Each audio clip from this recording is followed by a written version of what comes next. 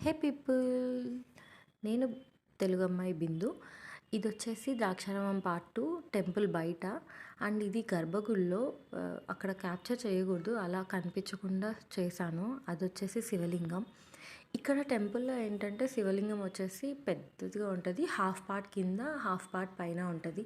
నాకు తెలియక నేను కూర్చొని తెగ కష్టపడ్డాను లింగం మొత్తం చూద్దామని చెప్పేసి. తీరా పంతులు గారు చెప్పారు, "అమ్మ ఇంకా హాఫ్ పార్ట్ పైన ఉంటుంది, నువ్వు పైకెక్కి చూడాలి" అని చెప్పేసి. సో ఇది పైన అనమాట.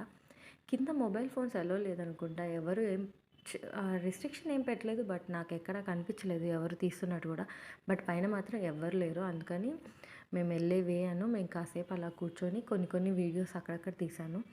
టెంపుల్‌లో మాత్రం చాలా పాజిటివ్ వైబ్స్, పీస్‌ఫుల్‌గా ఉంటది. అండ్ చాలా ఓల్డ్ టెంపుల్. అందరికీ తెలిసే ఉంటది. ద్రాక్షారామం అంటే పంచరామాల్లో ఒకటి అని చెప్పి నాకు అక్కడికెళ్ళాక తెలిసింది. నేనెలా విన్నానంటే చాగంటి కోటేశ్వరరావు గారు ఒకసారి చెప్పారు, కాశీ వెళ్ళలేని వాళ్ళు ఇక్కడికెళ్తారు అని చెప్పేసి. సో ఆ వర్డ్ అలా మైండ్‌లో పడి నన్ను తీసుకెళ్ళమంటే సో మేము అలా అనుకోని ఆ టెంపుల్‌కెళ్ళాననమాట. ఇదొచ్చేసి బయట, టెంపుల్ బయటకొచ్చాక తీసాము. బయట ఒక శివలింగం ఉంటుంది. మనం ఏమైనా అభిషేకాలు చేయాలన్నా, ఏమైనా చేయాలనుకున్నా బయట వాయులింగం అని చెప్పి ఉంది. ఆ వాయులింగానికి చేయొచ్చనమాట. అంతా ఓల్డ్ కన్‌స్ట్రక్షన్ లాగా అనిపించింది. సో బయట మేము ఆల్మోస్ట్ 2 అవర్స్ స్పెండ్ చేసాం అక్కడ. చాలా చాలా పాజిటివ్ వైబ్స్ ఉన్నాయి. Thank you for watching.